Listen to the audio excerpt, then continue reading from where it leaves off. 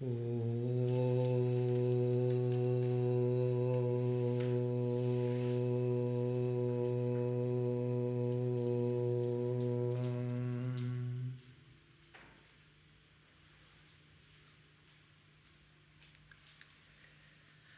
विचार कर रहे हैं योगाभ्यास विधि। योग अभ्यास, उसके लिए विधान। योग कर्म की कौशलता अर्थात अपने व्यवहार की कुशलता, अर्थात हमारे व्यवहार में किसी को कष्ट न हो, हमारे व्यवहार में किसी का हानि ना हो, उसी प्रकार से व्यवहार करना योग है और उसका अभ्यास करना। महर्षि पतंजलि ऋषि अष्टांग योग के विधान किए हैं। उन अष्टांग योग के प्रथम जो है अहिंसा, उसको आचरण करने के लिए सभी यम नियम बंधा हुआ है। उसके लिए ही सभी है। आसन, प्राणायाम, प्रत्याहार, धारणा, ध्यान, समाधि, ये सूक्ष्मतम तक पहुंचता है, जिससे हम संसार के व्यक्तियों के प्रति अहिंसा भाव तो करेंगे ही, ईश्वर के प्रति भी अहिंसा भाव करेंगे। अर्थात ईश्वर के नियमों को पालन करते हुए ईश्वर के विरुद्ध कोई भी कार्य नहीं करेंगे, नहीं सोचेंगे। तो इसके अभ्यास करना ही योगाभ्यास है। तो सार क्या निकला? ईश्वर के अनुकूल कार्य करना, ईश्वर के विरुद्ध कार्य नहीं करना, यह योगाभ्यास है। तो इस योगाभ्यास के विधियां क्या है, इन विधियों विषय विचार करते हुए हम जो योगाभ्यासी है उसका पहला कार्य होता है लक्ष्य को निश्चित कर लेना। लक्ष्य ईश्वर के प्राप्त करना, संसार व प्रकृति का परित्याग करना। दूसरे, इस कार्य को मैं कर रहा हूँ यह संकल्प लेना चाहिए।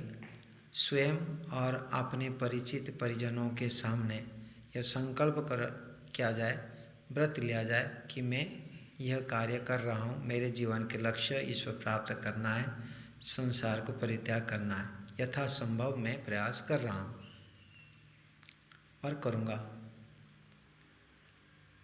संकल्प होता है तब वो अपने इच्छाओं के साथ क्रियान्वित रूप दिया जाता है, कर्म जोड़ दिया जाता है, ज्ञान के साथ कर्म जोड़ दिया जाता है, तब आप कार्य शुरू कर लेते हैं। तो जो कार्य शुरू कर लेते हैं तब हमको दिखाई देता है हमारे पास साधनों की कमियां हैं। तो साधन क्या है?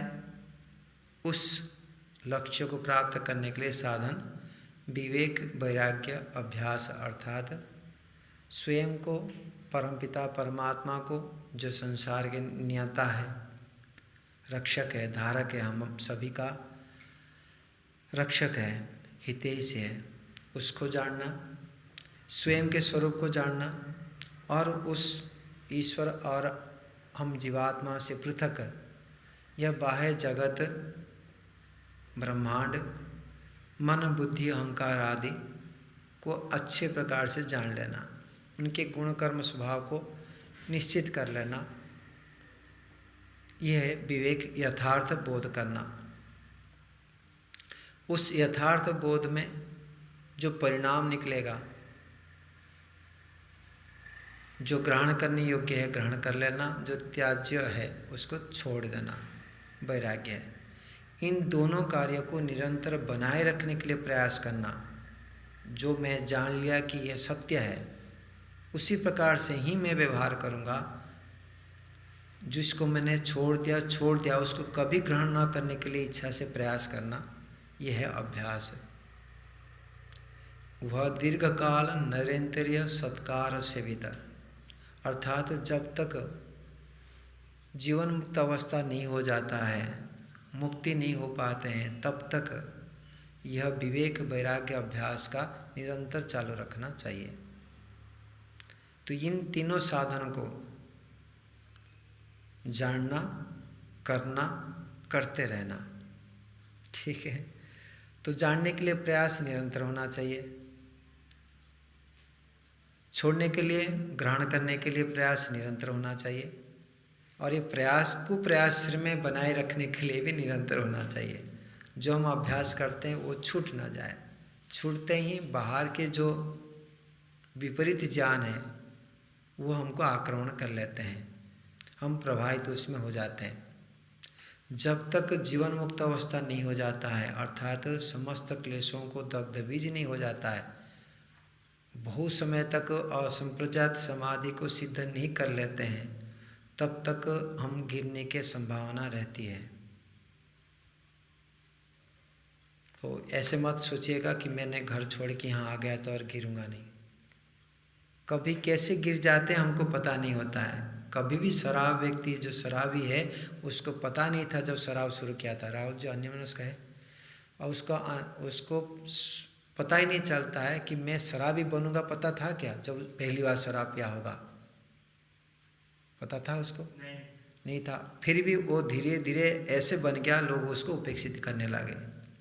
जो व्यक्ति क्रोधी है उसको पता था कि मैं क्रोधी बनूंगा, धीरे धीरे व्यवहार परिवर्तन होकर क्रोधी बन जाता है। वो उसको पास में कोई बैठना ही नहीं चाहते, उससे बातचीत करना कोई नहीं चाहते। तो कोई व्यक्ति चाहता नहीं है और बर्बादी हो जाता है। समझ में आ रहा है? तो इसीलिए हम कभी किसी तरीके से नीचे जा रहे हैं वो हम स्वयं भी जान नहीं सकते, नीचे गिर जाते हैं।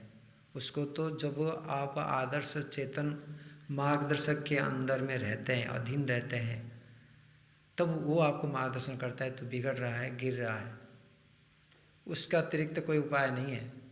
कितने ग्रंथों को पढ़ लो, विद्वान बन जाओ, गिरने की जो तो जितने विद्वान बनेंगे उतने गिरने की संभावना अधिक रहता है। शाब्दिक विद्वान हो तो किसी चेतन मार्गदर्शक के अंदर में रहते हुए उस विद्या को यदि हम आचरण में लाने के प्रयास करते हैं तब गिरने की संभावना कम रहता है। इसलिए निरंतर अभ्यास करना अनिवार्य है, संकल्प को कभी नहीं छोड़ सकते। तो ये साधन को बनाए रखने के लिए विवेक, वैराग्य, अभ्यास, यथार्थ जानना और जानने के पश्चात उसके अनुसार यथायोग्य व्यवहार करना, इन दोनों क्रियाओं को निरंतर रखने के लिए जो अभ्यास किया जाता है, इन तीनों प्रकार की क्रियाओं को करने के लिए जो साधन चाहिए उसको कहते हैं उपसाधन योगाभ्यास के। इस उपसाधन के अंतर्गत 5 बिंदु बताया गया है। पहला हम कल विचार किए थे, लक्ष्य समक्षता, लक्ष्य को सामने रखना। लक्ष्य, मुझे ईश्वर चाहिए, मुझे मुक्ति चाहिए, मुझे दुखों से छुटकारा चाहिए, मुझे तिल के मात्र भी दुख नहीं चाहिए, मैं दुखी नहीं होना चाहता हूँ, मैं किसी को कष्ट नहीं दूंगा, क्योंकि कष्ट दूंगा तो मुझे विपरीत दुख होगा। तो अनेक जो कार्य व्यवहार रूप है, तो उस व्यवहार को परिवर्तन करने के लिए जो हम लक्ष्य बनाए कि मुझे ईश्वर ही चाहिए, अर्थात ईश्वर के अनुकूल व्यवहार करना चाहिए, तो इसको बनाए रखना, उसके लिए हमको लक्ष्य को सामने रखना होता है। मैं छोटे लक्ष्य नहीं, इस विराट लक्ष्य के लिए पुरुषार्थ कर रहा हूँ, इन छोटे छोटे कार्यों को नहीं करूँगा, इन गौण कार्य को नहीं करूँगा, इस मुख्य कार्य को मुझे करना है। तो गौण और मुख्य का विवेचन होता है, लक्ष्य सामने रहता है, तब वो विवेकपूर्वक कार्य कर सकते हैं। लक्ष्य सामने रहता है तब वो हम साधन को साध्य नहीं मानते हैं, और लक्ष्य सामने रहता है तब गति हमारा तीव्र हो जाता है। तो इन कई लाभों के कारण से लक्ष्य को सामने रखना अनिवार्य है, सभी व्यक्ति करते हैं, परंतु गौण लक्ष्य बना कर करते हैं।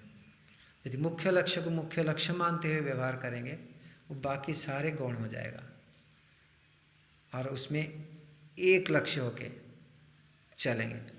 लक्ष्य सामने नहीं होता है तो क्या होता है, जैसे आज सुबह हम चर्चा कर रहे थे, कि मैं ये कार्य करूँगा, उस विषय में गति करते हैं। थोड़ी देर जाने के बाद सामर्थ्य कमी के कारण से, अल्पज्यता के कारण से, अधैर्यता के कारण से नहीं, ये कार्य भी देख लेना चाहिए। फिर पीछे आए, फिर दूसरे कार्य में लगे। दूसरे कार्य में कुछ दूर जाने के बाद उसमें थोड़ा कठिनाई दिखाई दे, कम लाभ दिखाई दे, तो वो आपको अल्टरनेटिव और कुछ कार्य करने के प्रेरणा, उस संस्कार उभरेगी, तो वहाँ चलेंगे। ऐसे हम इधर फिर पीछे, फिर इधर फिर पीछे, इधर हर कार्य में घूमते रहते हैं। यदि लक्ष्य सामने हो तो क्या होगा, इस कार्य में गए, कठिनाई हुई, पीछे आने की इच्छा हो रही, नहीं मेरे लक्ष्य ये है, उस बल को आगे बढ़ाएंगे, इसको भूलेंगे नहीं। जिस साधन को आप बढ़ा के गए थे वो आगे बढ़ेगा, तो वो जो जितने गति में गए थे उसका दुगना गति हो जाएगी, क्योंकि संस्कार उस संबंधित उत्पन्न इतने आप कर चुके हैं, तो वो संस्कार आगे के संस्कार को प्रेरित करेगा। समझ में आया कुछ? लौकिक उदाहरण दो। तो इस प्रकार से हम आगे बढ़ सकते हैं। और यदि हमने ऐसे ऐसे करते हैं, चेंज होते हैं कि भाई रोजड़ विद्यालय में गया,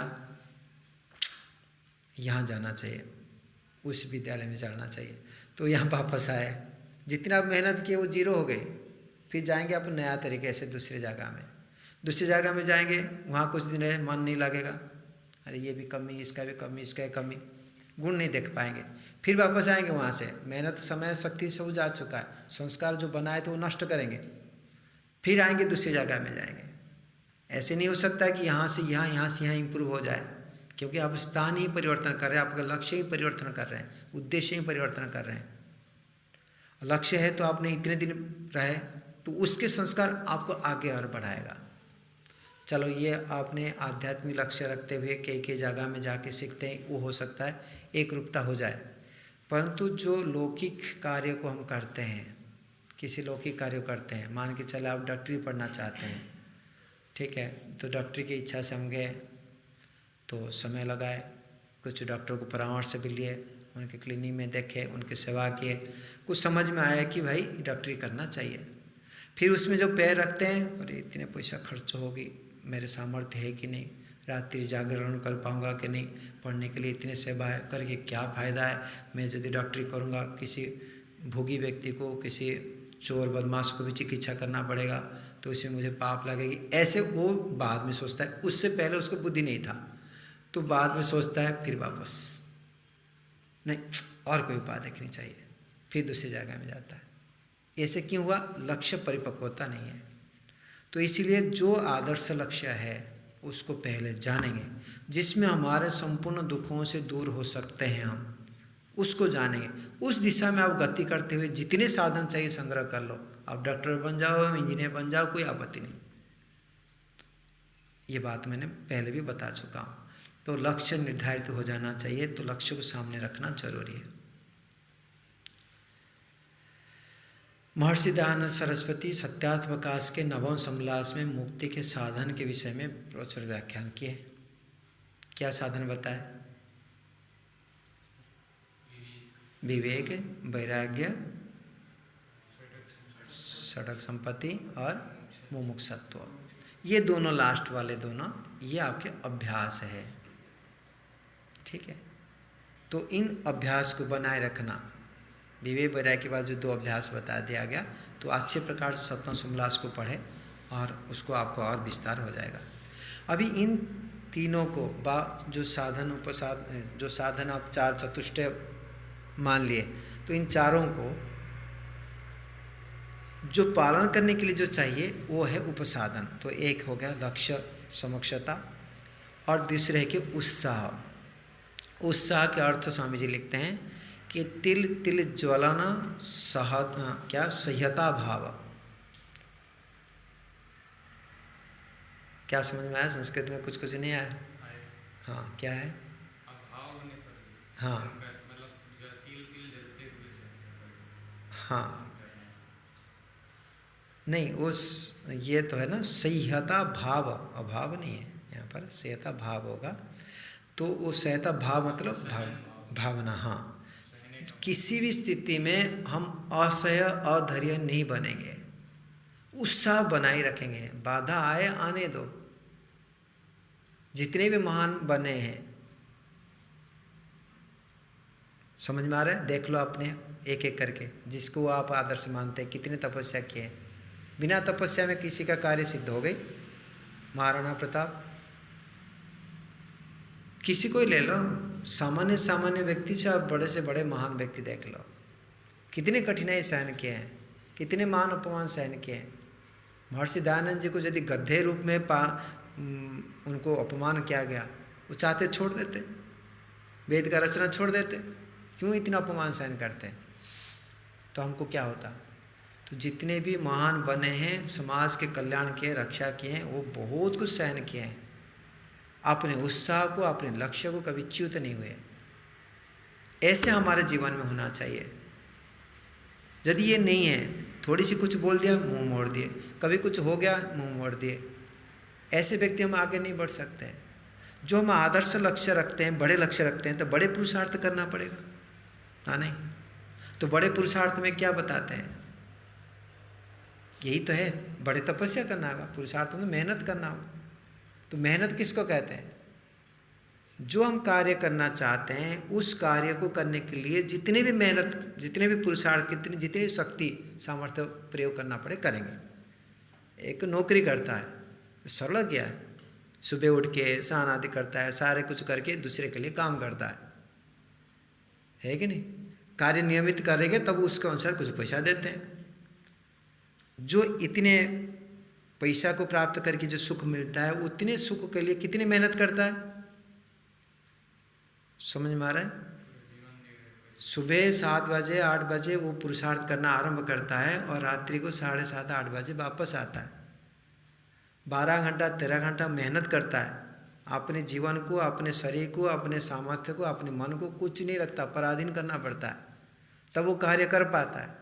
करके उसको 1000 रुपया मिलेगी कि 2 दिन में, कि 500 रुपया 800 रुपया एवरेज मिलेगा, मान के चले। उतने करके क्या करेगा वो? 2 दिन 3 दिन खा पी के समाप्त। ज़्यादा 3 दिन ही खा लेगा। परिवार होगा तो 2-3 परिवार खिला देगा, पिला देगा, इतने सुख मिलेगी। समझ में आ रहा है? और समय कितने देगा? और वो भी लोगों को मिलता नहीं है। 100-200 रुपया में मेहनत करना पड़ता है। मजदूरी को देख लो, कितनी मेहनत करते हैं। और हमने कितने बड़े लक्ष्य को, कितने बड़े सुख को प्राप्त करने के लिए इच्छा रखते हैं, और हमारा मेहनत कितने है, प्रयास करो। यदि लक्ष्य यदि परिपक्व है, मेहनत करने के लिए कोई कठिनाई नहीं होता है। मैं कल भी बताया था, वो कठिनाई नहीं लगता है। शादी विवाह में हम देख चुके हैं, कोई आपने कोई कार्यक्रम करते हैं, कोई शिविर करते हैं, कोई योजना बनाते हैं, तो उसमें जो रुचिपूर्वक हम करते हैं, इच्छापूर्वक करते हैं, तो कठिनाई लगता है? नहीं लगता है ना। इसको कहते हैं उत्साह। ये दूसरे बिंदु है, उत्साह होना चाहिए। करूँगा मैं, छोड़ूंगा नहीं, करूँगा मैं, छोड़ूंगा नहीं, ये जो भावना है, करेंगे तो मिलेगा, नहीं करेंगे तो नहीं मिलेगा, ये तो जानते ही हम। समय लगाओ, शक्ति लगाओ, तो उसके लिए यदि प्राप्त करना है तो उत्साहपूर्वक करेंगे, प्रसन्नतापूर्वक करेंगे, उमंग के साथ करेंगे। मरे नहीं, हाँ हो जाए तो हो जाए, नहीं हो तो कोई बात नहीं, ऐसे नहीं करना है। तो उमंग के साथ करना है, तब जाके होगा। क्यों नहीं हो सकता? हाँ जी, क्या लगता है? कर लेंगे 5 दर्शन पूरा? ऐसे उत्साह बढ़ना चाहिए, मैं करके छोड़ूंगा, कुछ भी हो जाए मैंने छोड़ना नहीं है। मुझे देखना इस साहस से, इस उत्साह से कार्य कितने शीघ्र हो जाता है, और इस उत्साह के कारण से सारे विपद जो है ना, सारे कठिनाई, वो हल्का हो जाता है, दूर हो जाता है। सभी व्यक्ति इस मार्ग में जब आते हैं, वो कठिनाई होती है, परंतु उस कठिनाई को यदि संकल्प को मजबूत किया जाता है, तो वो कठिनाई को सहन कर लेता है व्यक्ति। मैं भी जब घर छोड़ के आया ना, 2 बार बैग बांध लिया था जाने के लिए वापस। ठीक है, लेकिन मैं टिके रहा तो आज इतने यहाँ तक पहुँच पाया। जो भाग गए, जो गए, करता पता भी नहीं है। समझ में आ रहा है? तो इसलिए वो टिके रहना इस मार्ग में, कुछ भी हो जाए मुझे इसको पूरा करना है। अब मेरे उद्देश्य इतने ही था, 5 दर्शन करके ही यहाँ से छोड़ूंगा। लेकिन 5 दर्शन करने के बाद भी छोड़ने की इच्छा नहीं हुई। तो इस प्रकार से आपको जीवन में एक छोटी सी लक्ष्य रखते हुए भी आगे बढ़ते हैं तो वो लक्ष्य जो है आपको बड़े लक्ष्य को प्रेरित करता है, आगे बढ़ पाते हैं। हम तो बड़े लक्ष्य को रखते हुए अभी विचार कर रहे हैं, तो इसीलिए पीछे घूम के देखने के, पीछे चला जाऊं ऐसे भावना तो हटा ही देनी है मन से। आगे ही मुझे बढ़ना है, आगे ही बढ़ना है। विद्या में जरूरी है, व्यवहार में जरूरी है, परोपकार जरूरी है, और जो गुणों को धारण करना है, हमको दोषों को छोड़ना है, उसके लिए तत्पर बना रहना चाहिए। तो इस प्रकार से उत्साह बने रहना ये जरूरी है। जो भी लक्ष्य आपने निर्धारित किए हैं, वो मुख्य लक्ष्य हो, गौण लक्ष्य हो, इन लक्ष्यों को प्राप्त करने के लिए उत्साह बने रहना चाहिए। उसके लिए कितनी भी बाधा आना पड़े, कितनी भी कठिनाई होना पड़े, क्यों ना पैरालिसिस हो जाए, क्यों ना हाथ कट जाए, क्यों ना सिर कट जाए, समझ में। जीवन जब तक है, और जीवन की बात मैं बता चुका हूँ, वस्त्र के समान हमारा जीवन है। वस्त्र हमारे फट जाए, कुछ भी हो जाए, हम विद्या पढ़ना, कार्य करना छोड़ते नहीं हैं। हम कोई यात्रा करना चाहते, वस्त्र फट गया तो छोड़ते नहीं है, फट गया मैं तो यहीं पर रहूँगा, ऐसे नहीं करते। तो ऐसे ही हमारा जीवन है। जीवन कुछ भी हो जाए, शरीर कुछ भी हो जाए, मतलब बीमार नहीं बनाना है कि कपड़ा को फाड़ फाड़ के नहीं जाना है। हमको यात्रा करना है तो कपड़े को तो सुरक्षित रखेंगे ही, परंतु यात्रा को बंद नहीं करेंगे। समझ में आ रहा है? कोई बहाना यहाँ पर नहीं चलेगी। इस गति में, इस मार्ग में कोई बहाना नहीं चलेगी। समझ में आ रहा है? बहाना इस कारण से मैं नहीं कर सकता, इस कारण से मैं नहीं कर सकता, इस कारण से मैं नहीं कर सकता। कौन सा कारण है बताओ जिसके कारण से हम आध्यात्मिक प्रगति नहीं कर सकते? हाँ जी भूपेंद्र राय, कोई है कारण? कोई मेरे पत्नी है, बच्चे हैं, मैं कैसे छोड़ूं?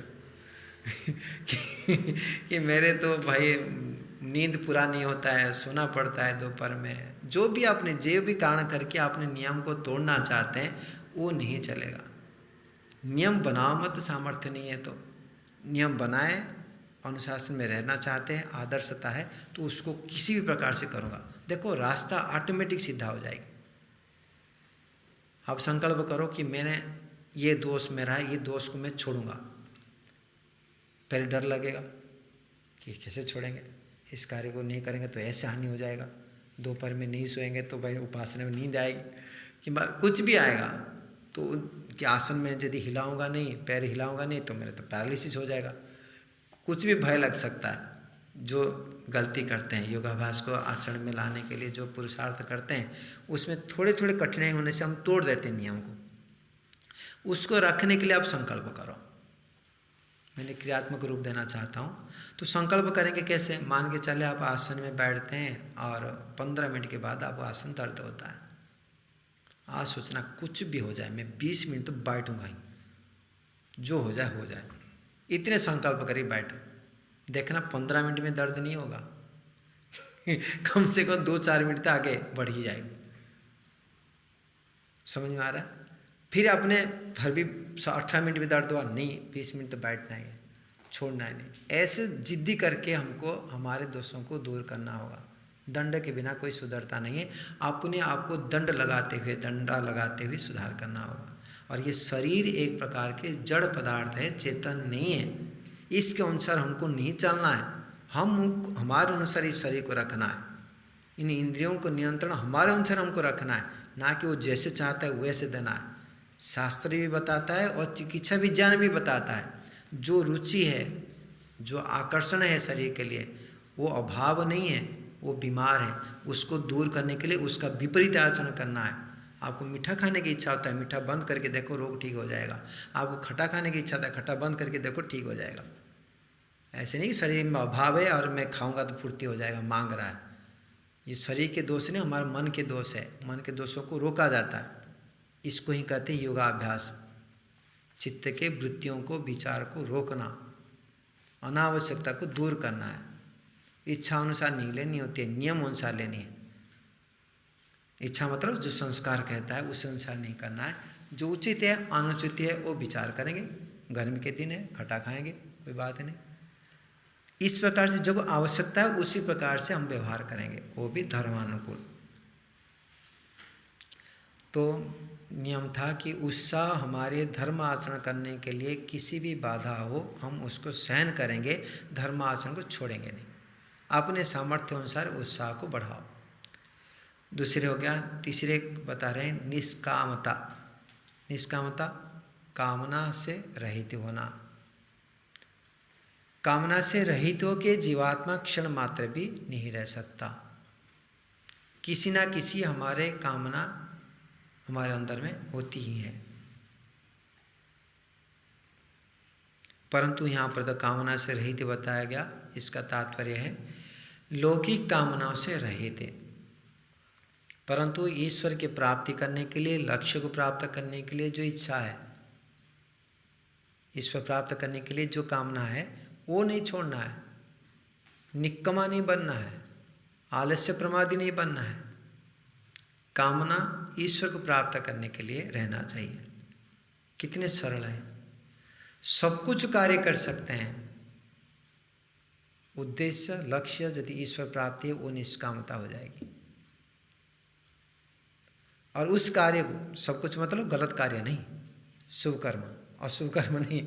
मैंने अशुभ भाई अभी तो सोना ही है और ईश्वर को प्राप्त करने के लिए अभी तो 5 घंटा 8 घंटा 10 घंटा सोना। ठीक है, ईश्वर को प्राप्त करना है मुझे, लक्ष्य तो यही है, थोड़ा चोरी करना पड़ रहा है, कर लेंगे, ईश्वर को प्राप्त करने के लिए चोरी कर रहा हूँ, ऐसे नहीं। गलत कार्य करते हुए ईश्वर को प्राप्त करने के लिए बहाना नहीं बना सकते। अच्छे कर्मों में निष्कामता, अच्छे कर्म करेंगे, परोपकार करेंगे, दान देंगे, धर्म कार्य करेंगे, यज्ञ करेंगे, उपासना करेंगे, झाड़ू लगाएंगे, पोछा लगाएंगे, जितने भी कार्य करते हैं उसमें से हमको निष्कामता पालन करना है कि मुझे ईश्वर को प्राप्त करने के लिए यह कार्य करना पड़ रहा है, कर लूँगा प्रसन्नतापूर्वक, परंतु उद्देश्य ईश्वर प्राप्त करने के लिए हो और उसका फल के याचना ना हो। अर्थात इसके बदल में मुझे कोई प्रशंसा करे, मुझे कोई अर्थ दे, मुझे कोई सम्मान करे, जो भी, तो लौकिक इच्छाओं को ना रखे। इसके विषय में एक कहानी तो नहीं, सत्य घटना को मैं बता रहा हूँ आपको। तो स्वामी विवेकानंद जी के सेवा में था, तो मैंने प्रश्न था स्वामी जी के सामने कि स्वामी जी हमको कैसे लोगों के साथ व्यवहार करना चाहिए। तो स्वामी जी ने बड़े हंसते हुए उत्तर दिए थे। स्वामी विवेकानंद जी की बात बता रहा हूँ। तो उत्तर ऐसे दिए थे कि एक गांव के नहीं, ऐसे बताया, एक सेठ था, उसके सेवक भी था। सेवक बड़ी ईमानदार से कार्य करता है मालिक के। तो मालिक ने एक दिन बताया, सेवक जी कल मेरे 4 अतिथि आ रहे हैं, तो मेरे अपने व्यक्ति है, तो उनको सेवा करना, उनके लिए रहने की व्यवस्था, खाने पीने की व्यवस्था अच्छे से करना। तो सेवक ने बताया हाँ ठीक है। तो सारे कार्य करता है, दिन रात 2 दिन 3 दिन बाकी है आने के लिए, तो उसके लिए मेहनत करता है, साफ़ सुथरा करता है, कमरा शुद्धि करता है, सब कुछ व्यवस्था किया। आने के बाद भी उनको पूछताछ करते हुए सारे सेवा कर रहा है। सेवा करते करते सेवा करे तो जो अतिथि है वो खुश है, आनंद है, चलो इस सेवक बहुत धार्मिक है, परोपकारी है और खूब सेवा करता है, आनंदित है। इस प्रकार स्थिति में क्या परिणाम आता है कि सेवक को जो अतिथि लोग हैं खुश होते हैं और इधर से अतिथि लोग उसके सेठ को भी बताते हैं कि भाई ये जो सेवक है बहुत बढ़िया, ईमानदार, बहुत बढ़िया सेवा किया। और इसी से सेवक जो मालिक होता है सेवक प्रति सद्भावना रखता है, उसका प्रगति चाहता है, जिस लेवल के कार्य देता था उसको और बड़े लेवल के कार्य देना चाहेगा, अर्थात उसका प्रमोशन कराएगा, उसको अधिक वेतन देने के प्रयास करेगा। ये स्वाभाविक रीति है ना, नहीं समझ में आ रहा है। और इसके विपरीत यदि मान के चले वो व्यक्ति जो सेवा करने वाला व्यक्ति, तो जो सेठ मालिक के साथी आए थे, बड़े बड़े सेठ थे, तो चाहता है मैं कुछ टिप्स मिल जाए, उनसे कुछ टिप्स मिल जाए, तो मांगते हैं सर कुछ टिप्स मांगते ना, तो कितने देगा वो व्यक्ति? 100 रुपया देगा। काम किया वो 1000-2000 रुपया की सेवा किया और उसको देंगे 100 रुपया, 50 रुपया देंगे। 50 रुपया तो दिए, इसके साथ क्या मन में रखेंगे, कैसे फालतू व्यक्ति मालिक से भी पैसा लेता है और 50 रुपया के लिए मांगता है। दूसरे क्या होगा, जो सेवा किया वो सारे पानी में गया, वो कभी मालिक को नहीं बताएंगे कि भाई ये अच्छा व्यक्ति है, ये तो काम भी करता है, आपसे पेमेंट देते हैं कि कम देते हैं उनको? कितने पेमेंट देते हैं? वो मुझे टिप्स मांग रहा है। समझ में आ रहा है? मालिक को बोलेंगे, मालिक को क्रोधित होकर सोचेगा क्या व्यक्ति है, मैं कोई अभाव किया था, ऐसे टिप्स मांगता है। तो उसको भी नौकरी से निकाल देंगे कि वह नौकरी से कम वेतन देंगे, उसका जो प्रमोशन था। और कल जो उसको छोटे काम देंगे, भाई कोई अच्छे अतिथि आएगा तो इसको तो नहीं भेजेंगे, ये टिप्स मांगेगा इनको छोटे वाला व्यक्ति को भेज दो, तो वहीं भेजेगा, उसका योग्यता को कम कर देंगे, है कि नहीं? तो उसी प्रकार से हम तो ईश्वर के मालिक, हमारे ईश्वर हैं, हम सेवक हैं। हमारी ड्यूटी, हम यहाँ सेवा करना है, इन लोगों से कोई टिप्स मांगना नहीं है, इन संसार के व्यक्तियों से कोई टिप्स नहीं लेना है हमको। हम तो ईश्वर से मांगना है जो मांगना है, और वो देने के लिए तत्पर है, वो मालिक है हमारे। कई गुना देता है, अच्छे कार्य करते हैं तो। कभी परीक्षण किए कि नहीं किए? अच्छे कर्म करते हैं तो कई गुना फल देता है, उसका संस्कार भी, कर्म का फल भी कई गुना हो जाता है। और गलत कार्य करते हैं तो हमको छीन के ले लेता है, जो सामर्थ्य दिया है, जो साधन दिया है, उसको कमज़ोर कर लेता है गलत कार्य करते हैं। सेम टू सेम सेड के समान है। तो हम यदि अपने जीवन को उन्नत करना चाहते हैं, विकसित करना चाहते हैं, तो संसार के व्यक्तियों से आशा करना कम कर ले। अपने कर्म करो, अपने परोपकार करो, जितने भी करना है करो, जितने सामर्थ्य करो, जो देना है दे दो। शारीरिक शक्ति हो, मानसिक शक्ति हो, बौद्धिक शक्ति हो, दोनों को देने के लिए प्रयास करो। ईश्वर खूब बढ़ाता है, खूब बढ़ाता है। इसको कहते हैं निष्कामता। क्या चाहिए आपको? एक व्यक्ति को आप सोचे कभी मुझे क्या चाहिए, और जो चाहिए वो कभी अभाव नहीं है यदि इस मार्ग में आते हैं तो। यदि धर्म के मार्ग में, वेद के मार्ग में चलते हैं, किसी को अभाव नहीं रहा है। जो मेरे परिवार को बड़ा करना है, मेरे को प्रसिद्ध करना है, मेरे को ये करना है, मुझे ये करना है संसार के लिए, उसका अभाव निश्चित है। जो संसार के लिए कुछ करना ही नहीं है, क्या चाहिए उसको?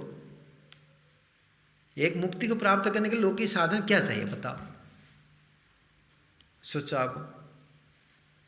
हाँ, वो भी नहीं चाहिए, उसके लिए भी नहीं चाहिए। हम तो सबको छोड़ना है हमको, इसीलिए तो कुछ चाहिए ही नहीं। जितने चाहिए बताएंगे उतने ईश्वर आप बोले ठीक है बेटा, तेरे को इतनी देता और कुछ नहीं दूंगा, इतने के लिए पुरुषार्थ कर रहे हैं, तेरे को इतने ही मिलेगा। और हमको कुछ नहीं चाहिए बोलने से सब कुछ देगा ईश्वर। कौन सा माँ बाप ऐसे हैं कि मुझे परोपकार, मुझे कुछ नहीं चाहिए बोलते उसको खिलाते नहीं? कोई है? कोई माँ बाप बोले मुझे कुछ नहीं चाहिए तो उसको खिलाना छोड़े देंगे और खूब देंगे। जो मांगता रहता है तो ठीक है बेटा तू मांगता रहे, बाद में देखते हैं तेरा ये मांगता नहीं, उसको पहले खिलाते हैं। ऐसे ईश्वर है। जो मेहनत हम करेंगे और दूसरे के लिए करेंगे, ईश्वर का आदेश अनुसार करेंगे, तो ईश्वर क्यों नहीं हमको देगा? कोई अभाव नहीं करेगा, हर सभी साधन उपलब्ध होगा। लेकिन ये करेगा कौन? दिखाई तो देता नहीं ईश्वर कर रहा है, बल्कि हमने कभी सोचे नहीं। मैं गारंटी देता हूँ, ये व्यक्ति सोचे, केवल विचार करें कि मैं आज से उत्तम कर्म करूँगा, देखो उसके अंदर में कितने उत्साह बढ़ता है और कितने अच्छे कार्य कर पाता है। खाली विचार किया, काम शुरू नहीं किया, उतने में उसको कई साधन मिल जाता है। ये कहानी नहीं है, सत्य बात को बता रहा हूँ, उदाहरण भी दे सकता हूँ मैं। फिर उस इच्छा से वो कर्म और उत्साह बढ़ता है, और उत्साह बढ़ता है। और एक कुछ पाप कर्म करने के लिए इच्छा करो, कोई चोरी करने के लिए, झूठ बोलने के लिए इच्छा करो, आपका आत्मा मर जाता है। कोई भी कार्य करने की इच्छा रहता ही नहीं। अपने अपने दोषों को देखो तो पता चल जाएगा। जब हम दोषों को करने के लिए तत्पर रहे, ब्रह्मचर्य का हानि करना, किंवा खाने पीने में अधिक खा लूँगा पी लूँगा, कि मैं मान सम्मान को प्राप्त कर लूँगा, किसी भी इंद्रियों के सुख लेने के लिए हम तत्पर बने, योगाभ्यास होते हुए अपना आत्मा मरता है कि उत्साह बढ़ता है? बढ़ा कभी किसी का? हमने अपने अपने देख सकते हैं। कोई भी भोग करने के लिए हमने तत्पर बने रहे तो हमारे उत्साह बढ़ा कभी? लेकिन कभी कुछ चीज़ को छोड़ के दूसरे के उपकार करने के लिए हम तत्पर बने रहे तो हमारा उत्साह बढ़ा कि नहीं? इच्छा मात्र से मैं कैसे किसी का उपकार कर दूं, कभी करते हैं कि नहीं? आपने कभी पड़ोसी के कपड़ा आदि फोल्डिंग करके रखे? आपके साथी जो ब्रह्मचारी है, कोई कपड़ा अव्यवस्थित है तो इच्छा नहीं होती है ना? कैसे सीखेंगे? अपने परिवार में जो सहपाठी है उनके भी सेवा करना नहीं चाहते। एक दूसरे के सद्भावना बनाए रखें, कितनी उत्साह बढ़ जाएगी। आप मान के चले किसी आपके साथी है, रूममेट है, उन्हें कपड़ा इधर उधर फेंक के चला गया हड़बड़ी में, अपने आए देखे तो इधर उधर पड़ा है, उसको फोल्डिंग करके रख लिए, कितनी भावना बनेगी। आपके तो कोई हानि नहीं होगी उसमें, 2 मिनट 4 मिनट के काम है, उस व्यक्ति के प्रति आपकी सद्भावना कितने बढ़ जाएगी और आपके उत्साह बने रहेगा। चलो मैं कुछ किया, कोई कपड़ा जो भिगा दिए आपने रख लिए, कोई और केयरलेस किसी कारण से कार्य में व्यस्त रहा, उन्हें सुखाए नहीं कि धोआ नहीं, आप धो के सुखा दिए, क्या नहीं हो जाएगी। लेकिन भावना आपका पवित्र बन जाएगी, छोटे छोटे कार्य में कर सकते हैं हमने। तो इसलिए हमारे अंदर में निष्कामता हो, और तभी हो पाएगा जब हमने उत्तम उत्तम कर्म करने के लिए अपनी इच्छा को बनाए रखेंगे। तो उत्तम कर्म करेंगे, हो सकता है कुछ सकामता रहेगी उसमें कि मैं ये कार्य कर दूंगा तो ये व्यक्ति मुझे अच्छा मानेगा, ये भी रह सकता है। फिर उस अच्छा मानेगा और अच्छा मानते ही आपको कष्ट लगेगा, क्योंकि आप उस उद्देश्य से कार्य करना नहीं चाहते थे और हो गया, तो उसको फिर दूर करेंगे।